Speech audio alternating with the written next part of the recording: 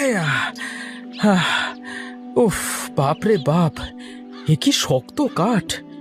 আগে তো কখনো এত শক্ত কাঠ কাটিনি। আর একটু ভোলা, আর একটু। এই তো, এই তো প্রায় শেষ। হ্যাঁ, হ্যাঁ, হ্যাঁ, হ্যাঁ, হ্যাঁ।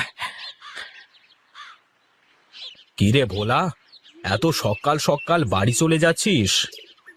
কি আর করব, যে একটা গাছ কেটেছি, ফাড়তে গিয়ে আমার শরীরের সব বল চলে গেছে। কাঠ কাটা যে বড়ই কষ্টের কাজ রে ভোলা। গায়ের জোর না থাকলে যে এ কাজ করা যায় না। হ্যাঁ, এইটুকু গাছ কেটে ফাড়তে গিয়ে আমার 2 কেজি চালের খিদে লেগে গেছে। তা বাড়ি পর্যন্ত যেতে পারবি তো নাকি?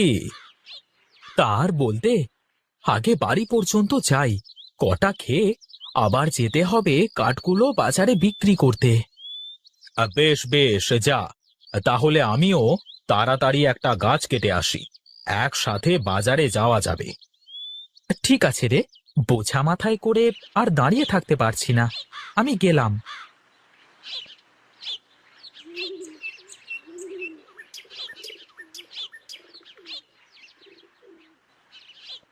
মা, আমাকে এক মুঠো খেতে দাও দেখি, বড্ড খিদে পেয়েছে। ঘরে যে কিচ্ছু নেই বাবা, রান্না করব এমন কিছুই ঘরে নেই। সকাল থেকে বসে আছি, কখন তুই আসবি? ও আচ্ছা, এক কাজ করো তুমি, আমাকে 1 গ্লাস জল দাও দেখি। আমি তাহলে আগে বাজারে গিয়ে কাঠগুলো বিক্রি করে কিছু চাল আর ডাল কিনে আনি। মা চারু, 1 গ্লাস পানি নিয়ে আয় তো, তো দাদাকে দে। এই নাও দাদা, পানি। কি পোড়া কপাল আমার, কাজ করে এসে খিদে পেটে শুধু পানি খাচ্ছিস, আর আমি মা হয়ে তা দেখছি। আমার যে সহ্য হচ্ছে না বাবা।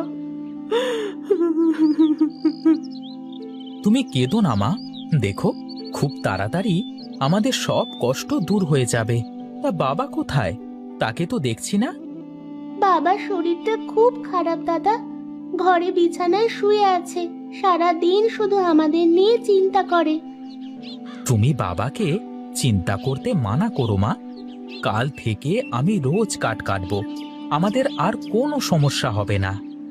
ঠিক আছে বাবা, তাহলে তুই বাজার থেকে কাঠগুলো বিক্রি করে কিছু চাল ডাল নিয়ে আয়, আমি এদিকে রান্নার সব গুছিয়ে রাখি।